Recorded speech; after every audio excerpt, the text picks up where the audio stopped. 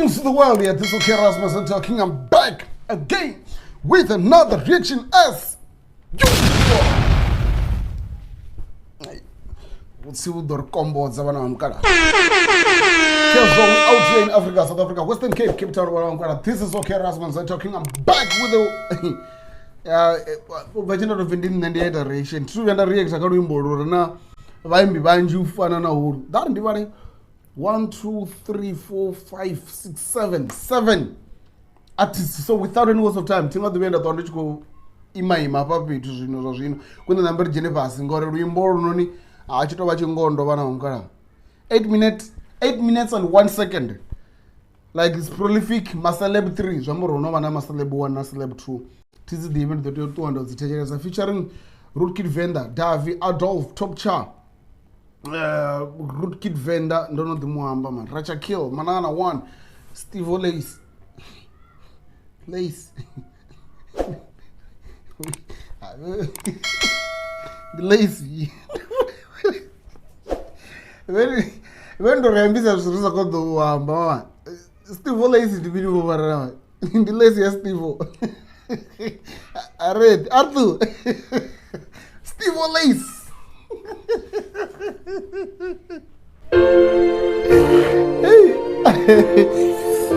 I read indeed umuntu ngumuntu ngabantu. Okay.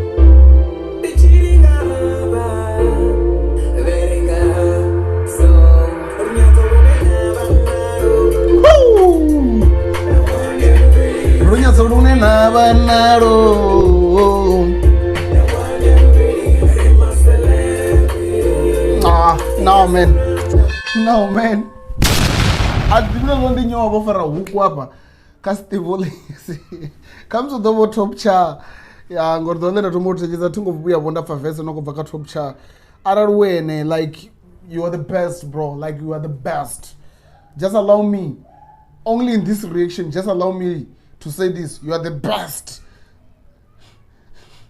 I don't know the order Android beats. You are the best. Now, when I'm more about for a hook tracking, you are the best than Android beats. Yeah. Kaine reaction page mar. Woo!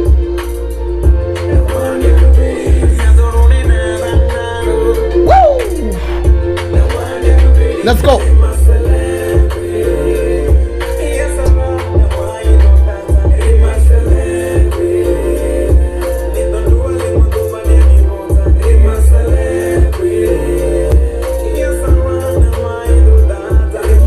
Okay, yasarana mwedo dadza. Vunja watu rusokorwamba izvo. Ardivina zvo bvapi. Okay. Kana vunja watu ardivina zvo bvapi. Ruambo rofini yasarana musido dadza. Rova ruambo runero arichembeswa ngamanda ngavarara. Varara ndi vathu vaulwane. Chimwe chamusi vachiva chikohama kholomo.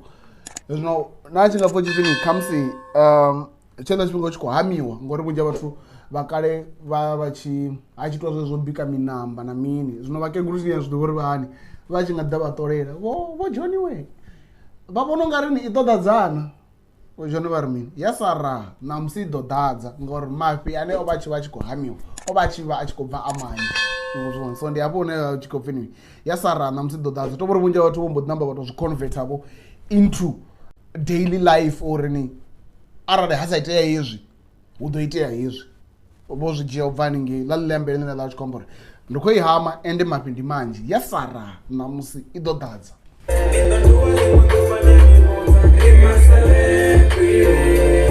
Yasara namusi idodadza.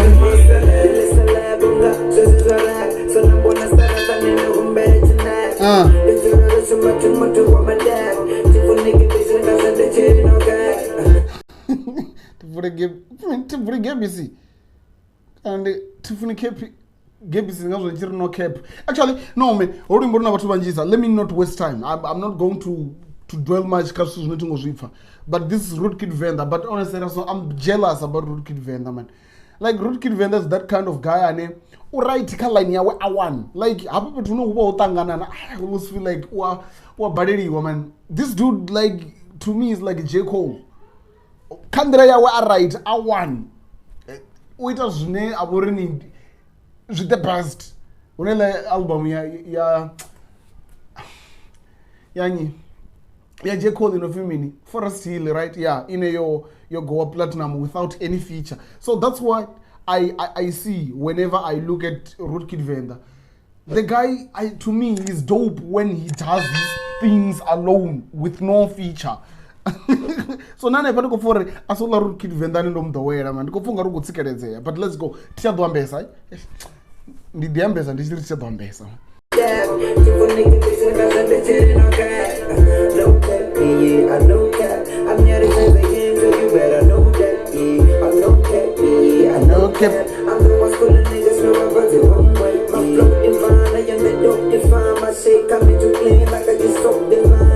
Most of my time I spend it fitting my mind, rapping off top of everything that I wrote this lines.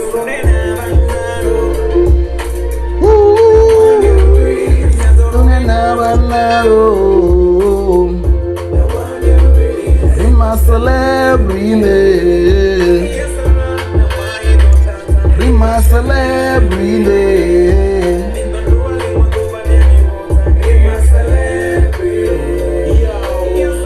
Dovey, Kezo.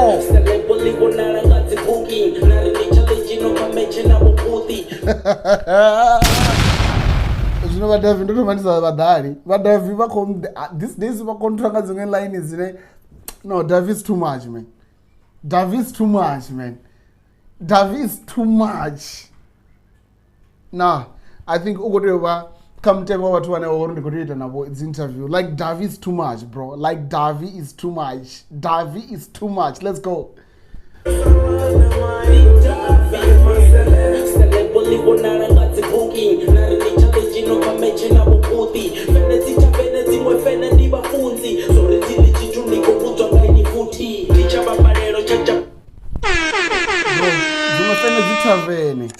Dzimwe ndi vafunzi zvamburi music wangofunwa nga vhathu vothe ndi seva tavern ndo nda seva na kerekeni, you know what I mean, oxymoron ndi maipfano vatsina tsina chikoredzana zviwana kha chirendo zwi to takalo chililo.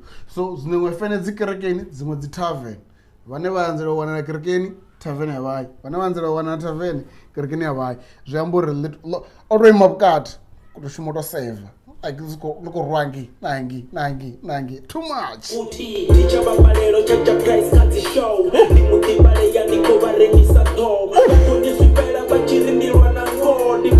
Bro, ndi mudivale ndiko va remisa tho ndi ipfi linokubva ka rema zvino remisa rema rapanga muchira is wa maiti inoyava kusumbedza remisa zvambori hecho chithu zvino vari chipoto chiitela unipfisa vutungu hola muchira usumbedza upfisa vutungu bomurwisa nga khotsi yawe zvambori nezva zvino apa no thoya no aikoto rema pedzi ndi celeb ndikhova remisa tho yavo iko rema nga ndava yanga. Which one is this one? Too much. Dovey, let's go.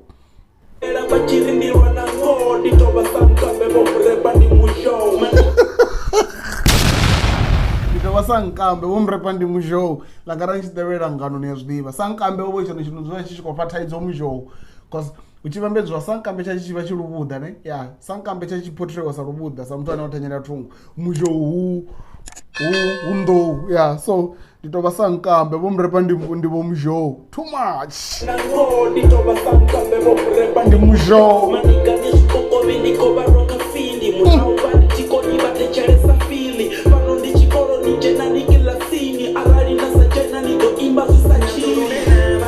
okay, so when he said vomrepa ndi zvikokovi ndikova rokafindi zvikokovi ndidzi reptiles ndizoni dzine dzava na findi nondiyadzimisa vunja vathu vachirini ndomurhu wakafindi muthu wana findi muthu wana mutodo so ndingazva chifindi nanowara ndichikudhekura manda ni rwakafindi findi ndi yapo one yavo rini tonga ndi mutodo wa zvikokovi zvavuti vuti namwaidodadza so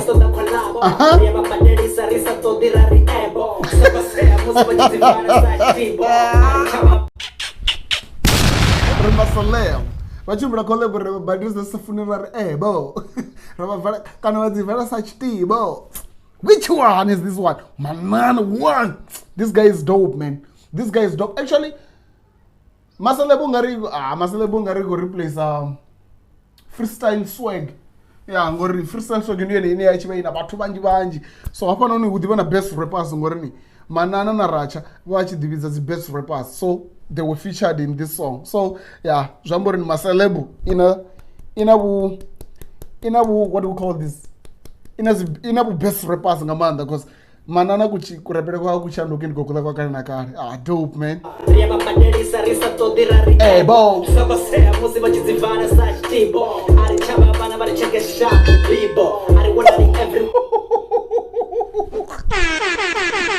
Arichava vana varichekesha avo bibo ani divi bibo veyo ma 2000 diva mini nga bibo veyo ni diva big time chips ya big time ni diva bibo ni diva E250 ni diva imi asu zwinji nga manda zwine ma 2000 ava zwidivi man bibo yemwe muthu yononga ice pop nyana so damn man Bibo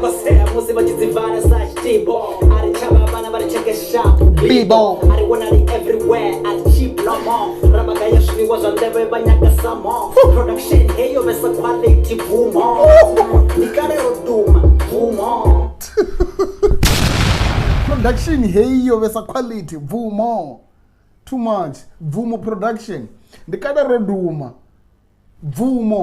Vumo ndi production ipi inobveledza chovilingana ya vurachi Vumo production and arana versa chovilingana ndi zwine zwo thoma murawa inga vho 2001 so sumbedza uri ni Vumo ndi Vumo line lina duality ndi Vumo lo roduma na Vumo la uri ni like too much man. I mean like I'm failing to articulate this thing but I hope you know what I mean. Vumo arena ego mararobesa pigo sika washukuna fushi fenezo va figo yabakaza runyazo ritsi teacher yaba switch ringa dolicha ritsi pro aria mecha no man Manana what which one is this one? This guy is dope man, this guy is dope man, like I'm already impressed man. Ngabathu bararu vane vono rap. Okay, let's go. Uko danya.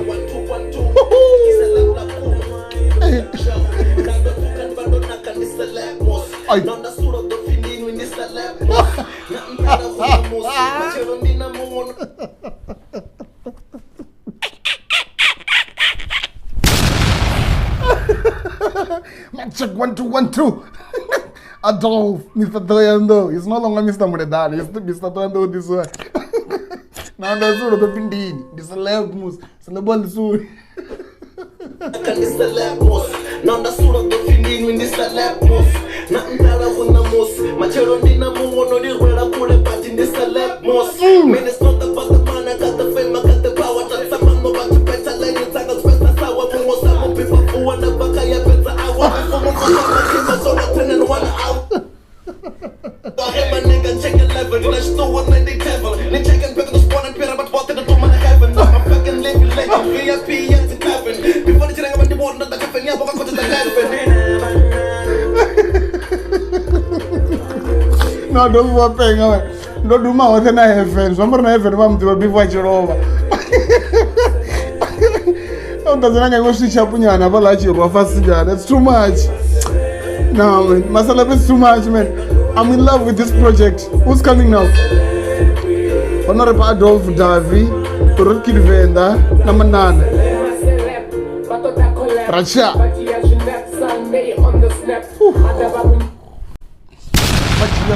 Sunday on the snap.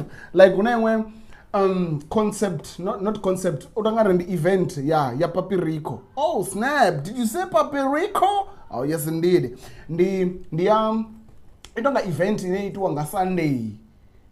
Ndiye Papirico and the Papirico tegewe ndivyo ndi snap. So those what you can mini Sundays. But just snap like something like that. Too much like ndiye hiyo reference ya na kwamba yon. Sure. Sunday on the snap.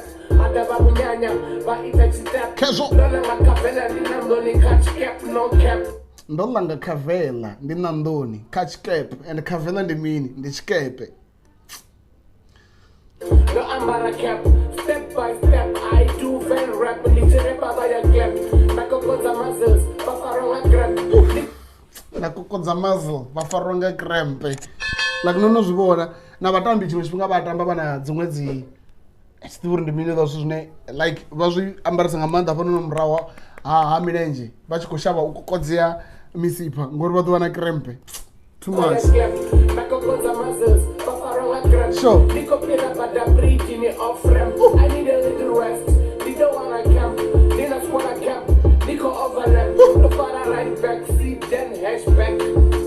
Ah, you mad. Which one is this one? Woo! What's that? What's that? Stevolace. Na prolific. Woo!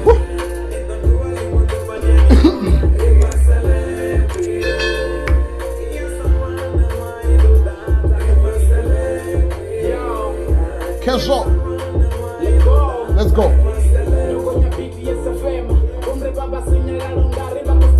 Ooh.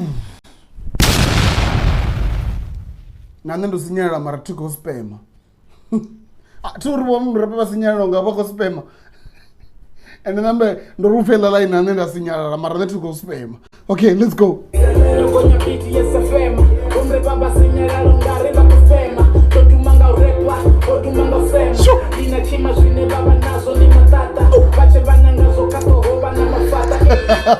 Achirini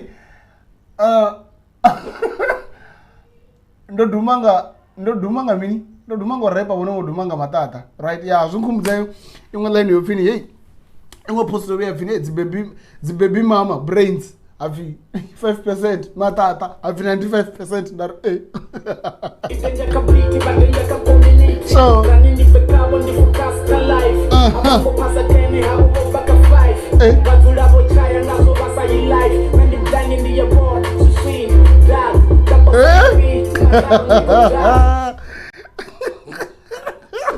nendiyabona swiswini dark esabisile ucharumi kabvela nge light dark Nicole is black light dark light dark avendo adiva man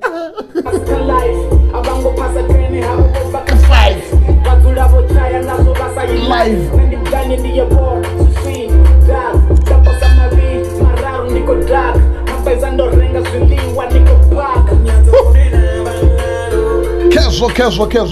Kezo.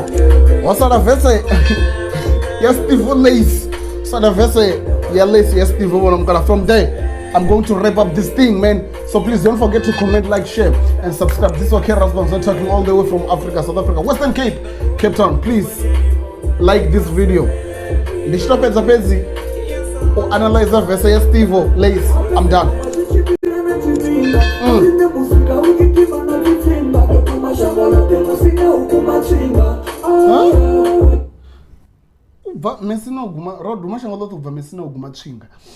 Like introduction if him for the chinga, conclusion ya fini mvara chinga.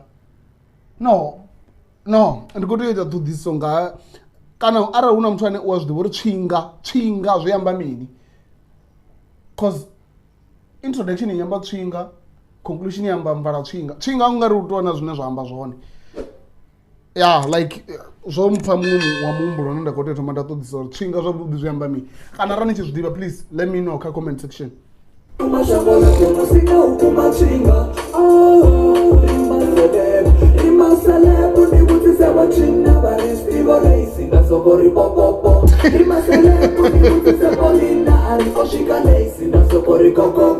Okay, wachina mori Stevolace ndasokori popopo zvamuri ndibele amba nyinyinya ri Stevolace ndari kokoko awachina vakopiriwa so Stevo ndari popopo ndichisvika ngei kamusidzana achiri Stevolace ndari kokoko zvambori hange kauyo girlfriend kauyo muzana unokoiwana ukukokonyiwa ukodojeniwa haruwa chito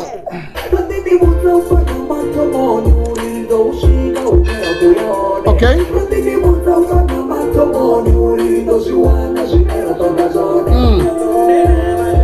care what I'm gonna. Please don't forget to comment, like, share, and subscribe. Like I said, I'm out here.